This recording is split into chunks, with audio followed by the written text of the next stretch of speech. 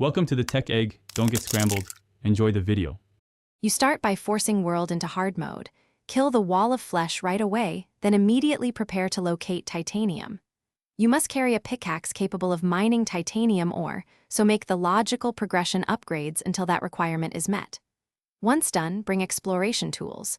Bombs for exposing veins, spelunker or sheen buff to reveal ore, ample torches for deep caverns. Move quickly. Hard mode increases hazards, so stay mobile and keep your health potions handy while you search. Now you search methodically. Tunnel along cavern and underground strata in a grid pattern to find spawn pockets of titanium ore.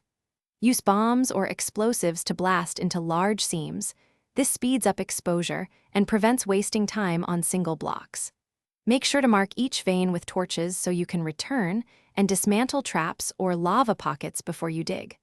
Once you see the gleam with your spelunker buff, plan an extraction path so you can mine the entire vein without losing it to hazards.